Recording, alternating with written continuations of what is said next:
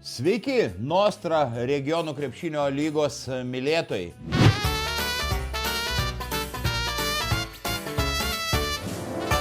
Kągi, pirmiausia, noriu pasveikinti su pergale Vilniaus rajono krepšinio klubo žaidėjus, kurie tapo B diviziono čempionais. Taigi jie turi teisę švęsti, na ir turbūt iki šiol puotauja ir šitaip laisto pergalę. Na, o finale Vilniaus rajono ekipa 87-72 privertė kapituliuoti Trakų komandą. Tiesa, reikia pagirti ir trakiškius. Jie metė gana rimtą iššūkį varžovams ir rezultatas neatspindi tikrosios dvikovos eigos.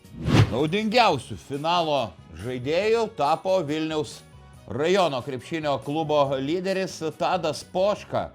Jis finale varžovams įpoškino 28 taškus. Na ir Vilniaus rajono komanda per visą sezoną patyrė tik vienintelę nesėkmę. Taigi ir ši ekipa, ir Trakai kitą sezoną jau žais A divizione. B diviziono bronzos medaliais pasipuošė Jonavos krepšininkai. Jie mažajame finale per pratęsimą 82-75 privertė pasiduoti triukšmingus ir galių palaikomą Radviliškio klubą. Persikelkime į A divizioną.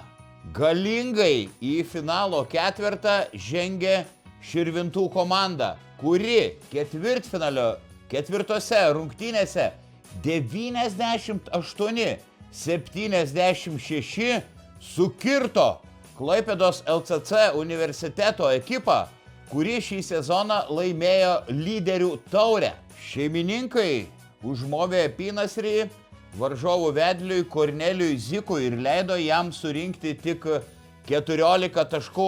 Širvintiškai laimėjo seriją 3-1. Beje, reguliariajame sezone širvintiškai buvo 6, o LCC universitetas užėmė 3 vietą.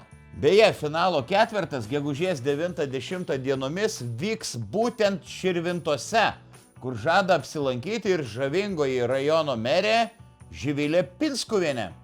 Tiesiausių kelių į finalo ketvertą žengė Prienų Tikodentos vyrai. Jie trečiame mače per pratęsimą 90-87 nugalėjo Gargždų krepšininkus ir Tikodenta tiesiog sukirto varžovus ir seriją laimėjo sausai 3-0. Ir Tikodenta trečiose rungtynėse vertėsi be Roko Stankevičiaus ir Modesto Žaunieriūno. Ir tai vis tiek nesustabdė Prienų komandos. 23 taškai, 21 atkovotas kamuolys. Tokia buvo kosminė Birštono Milastos lyderio Igno Juškevičiaus statistika trečiose ketvirtfinalio rungtynėse su Taurage. Juškevičius padėjo komandai išvesti pergalę ir dabar birštoniečiai serijoje įsiveržė į priekį 2-1. Per žingsnį nuo finalo ketvirto atsidūrė Šilalės Lūšies krepšininkai. Jie ketvirtfinalio trečiame mače net 91-71 išskalbė Vytauto didžiojo universiteto ekipą ir net 5 Lūšies žaidėjai pelnė dviženklį taškų skaičių. Taigi, dar kartą noriu pasveikinti Vilniaus rajono krepšinio klubą su įspūdingu triumfu B divizione.